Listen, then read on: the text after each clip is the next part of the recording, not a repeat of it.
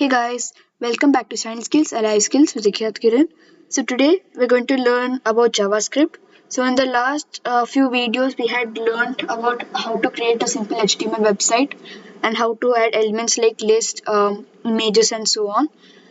We had even learned about cascading style sheets, that is CSS. So today we're going to discuss about JavaScript.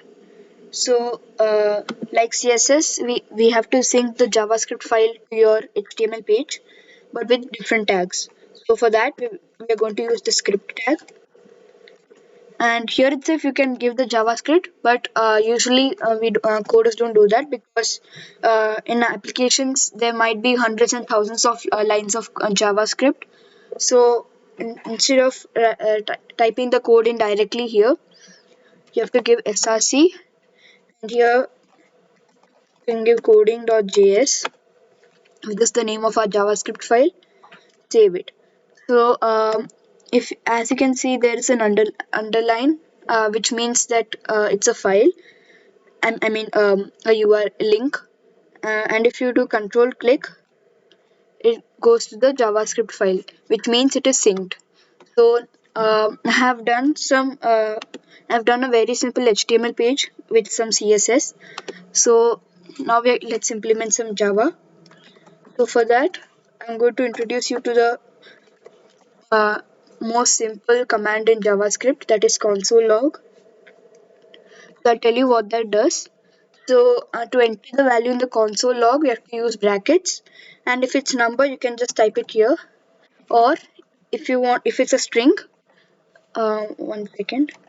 If it's a string, you can just use inverted commas, and here you can type. So let's use a string. Hello world. And don't forget to terminate it with semicolons. Now we can go to our HTML website, and it doesn't appear. Why? Because it's console log. So I'll show you what is console log. So you have to right click and click on inspect, and go to console. And if you refresh it, as you can see, it's given hello world. And it's given navigated to this file, whatever this HTML page is. So that works. So now let's try to enter a number.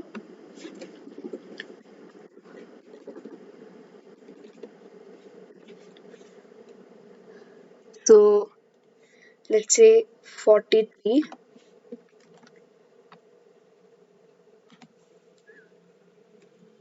As you can see, 43 appears here.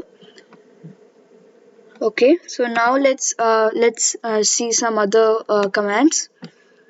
So now let's discuss about variables. So for declaring a variable, you need to use the let command. The let command, and here you can just give the name of that variable. Let's say age. So now it's declared. Terminate it. Okay, so now it's declared. Now we need to give a value to age. So let's give age equal to, and here you can either give a number or a string. If you want to give a string, 10 years old, and terminate it. And then we can, just to make sure that it's come, we're going to log it, console log it. And here you can type the variable name, that is age. So let's save it. As you can see, 10 years old has come. So now I'm going to show you one more thing. If we write a number in the string like 10, but with in a string, let's see if that still happens. So that happens. So to see what kind of variable it is, in the console you can just write type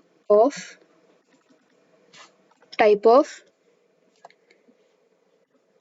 age. As you can see, it is given string. That means this 10 is a string.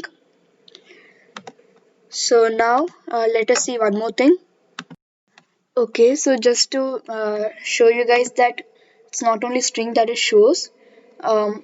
I've made a variable called cars which has 20 as its value, that is a number as its value. So let's log it. Uh, in bracket, we're going to give cars. So let's terminate and let's see. So as you can see, it's going to give it. Okay, so it's given 20 here. Now let's ask uh, type of cars. So as you can see, it has given number. So that's what it means. So if it's a number, it will show type is number, and if it shows string, that means it's string. So now, so we are going to learn the concept of constant. So constant are variables that have values that don't change upon execution. So there might be some scenarios where you're making an application and you don't want the variables value to change. There, the concept of constant helps us. So for constant, you use the keyword const, const, and here you're going to give the name of your constant, like age, which is equal to 32. Okay. Now let's see what happens if we change the age constant. So let's say age is equal to 31. So let's see, terminate it and let's log it. Um, give age. So let's see.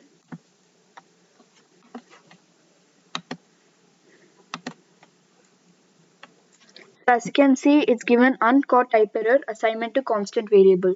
So that means you can't assign any value to a constant after you have declared it.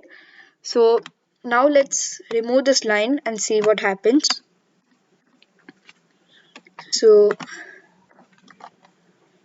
see, so now it's giving 32 because the constants, the age constant's value is 32. And I want to show you one more thing. You can give comments. So what are comments? Comments are uh, un, uh, not exactly lines of code. It's like you're giving a reference a sentence. You're giving reference sentences. So let's say you're coding one part for variables, one part for constants, one part for images. So it might be very confusing without comments. So let's say uh, we right here. So for comments, you're going to use slash slash, and here we'll write cars, and here because you're changing the value, here we can give age.